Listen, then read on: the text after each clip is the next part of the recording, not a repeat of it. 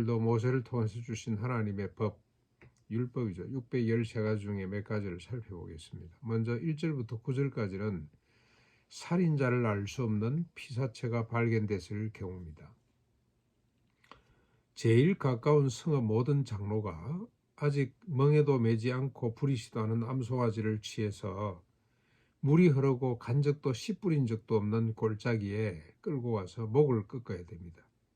그리고 그 위에, 그 송아지 위에 손을 씻으면서 우리의 손이 이 피를 흘리지 아니하였고 우리의 눈이 이를 보지 못했습니다.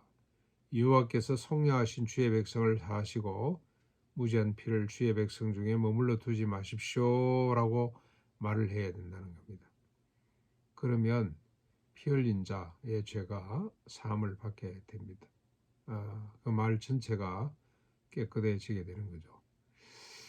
어떻습니까? 이런 의식을 쭉 밟아가는 동안에 이게 시간이 꽤 걸릴 거란 말이죠. 사람이 누군지를 찾고 아무도 찾지 못했을 때 송아지를 잡고 골짜기로 끌고 가고 목을 꺾고 하는 그 과정에 참여한 모든 마을 사람들이, 인근에 있는 모든 마을 사람들도 다 마찬가지겠죠. 그 마음의 자세가 어땠을까? 아주 숙연해졌을 것 같아요.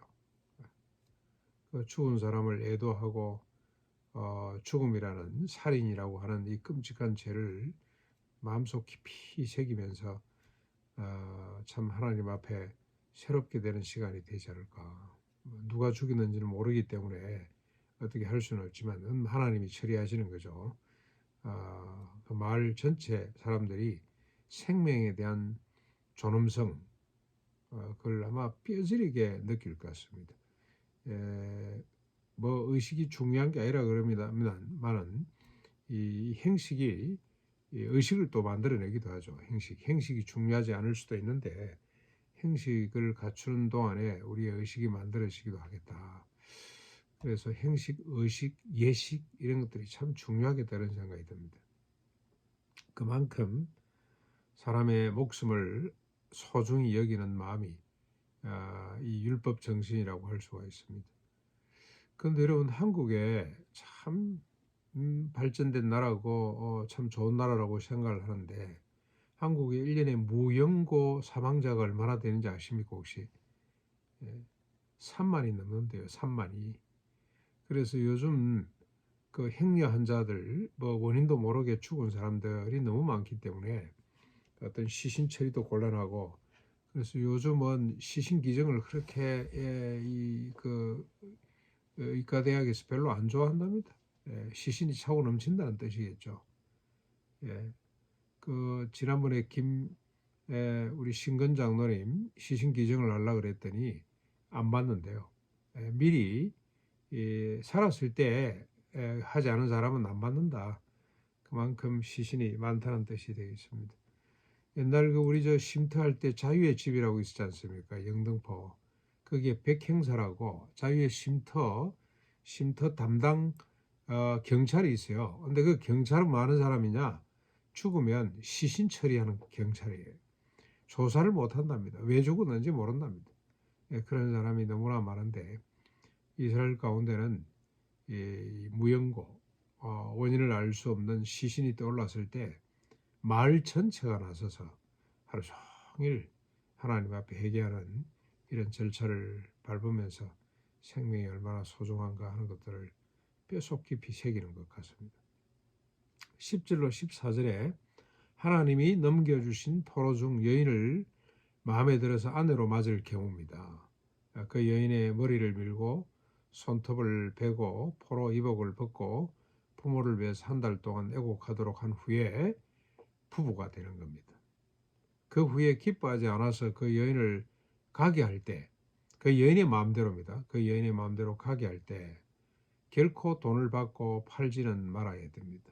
왜 그러냐면 노예가 아니고 아내로 취했기 때문에 종으로 여기서는 안 된다는 겁니다. 그만큼 책임을 지고 비록 포로라도 아내로 삼은 자를 존중히 여기라 그런 뜻이 되겠습니다.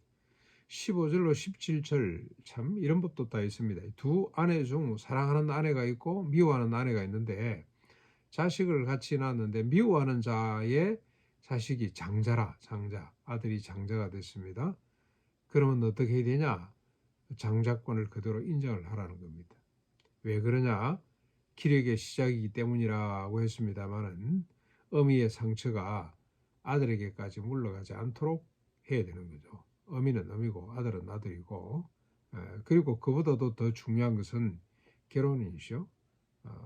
결혼해서 자식을 둔다는 것은 하나님의 언약입니다. 생육하고 번성해서 땅에 충만해지는 하나님의 뜻을 실천하기 위해 실현하기 위한 하나의 제도이기 때문에 이 하나님의 소원을 이루는 하나의 제도이기 때문에 소중히 다뤄야 된다.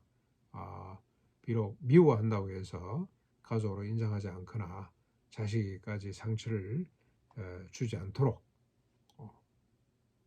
해야 된다. 그러니까 첫 기력이다. 기력의 첫 열매다. 생육하고 번성하는 이 하나님의 은사죠. 하나님의 은총을 그대로 잘 받아들여야 된다. 18절로 21절까지는 부모를 거역한 자의 처벌 규례입니다. 순종하지 않거나 말을 해도 뉘우치지 않고 개선되지 않고 술에 잠겨 있고 방탕한 생활을 하는 자식을 어떻게 해야 됩니까? 성문 앞 장로들에게 데리고 가서 자식의 완악함과 패역함을 말하면 성읍 모든 사람들이 돌로 쳐 죽여야 됩니다. 그래서 이스라엘 가운데 이 소식을 듣고 두려워하도록 부모 공경하도록, 부모 공경은 모든 인간관계의 기본이죠. 부모를 공경하지 않는 자가 다른 사람을 공경할 수가 없죠. 그래서 모든 이웃을 사랑하기 이전에 부모, 자식 사랑은 뭐 안 가르쳐도 다 잘하는 것 같습니다만 진정으로 사랑하느냐 또 따져보면 할 말이 많은데 부모 공경이 모든 관계의 시작이기 때문에 부모 공경을 이렇게 엄격하게 다루고 있습니다. 그 다음에 22절로 23절 사형수 시신처리법입니다. 만약에 죄에 죽을 만한 죄를 범해서 나무에 매달았거든 그 시체를 밤이 새도록 두지 말거라. 그날 장사해라 이 말입니다. 비록 죽을 죄를 지어서 죽은 사람의 시체라도 소중히 다루는 거죠. 밤에 참 이슬을 맞고 밤에 또 흉한 모습을 그대로 매달아 두지 말고 그 시신을 빨리 처리하도록 해라. 그래서 언약의 땅이 더럽히지 않도록 하라고 그렇게 말씀하고 있습니다. 우리 오늘도 몇 가지 법을 봤습니다만 인간 존중이죠. 생명 존중 사상이 하나님의 뜻입니다. 우리가 계속 하나님의 뜻이 뭐냐 누가 그러대요. 하나님의 뜻을 찾는 법 하면 책이 잘 팔린대요. 근데 하나님의 뜻 이래 놓으면 안 팔린답니다. 그러니까 하나님의 뜻을 찾는데 하나님 내가 주님의 뜻에 헌신하겠습니다. 그렇게 결단들은 많이 하는데 정작 하나님의 뜻이 뭔지에 대해서는 잘 모르는 것 같아요. 관심이 없는 거죠. 관심이. 하나님의 뜻이 뭐냐. 생명을 존중히 여기는 겁니다. 이 땅의 모든 생명을 비록 죽을 죄를 지은 사람의 생명일진이라도 소중히 여기는 마음. 그래서 생육하고 번성해서 땅에 충만해지는 하나님의 1차 소원이죠. 하나님이 천지를 창조하신 그 소원이 잘 보존되는 것. 이게 하나님의 뜻인데 이 뜻을 알고 이 뜻에 순종하는 그런 우리가 되고 한국 교회가 될 수 있도록 기도했으면 좋겠습니다.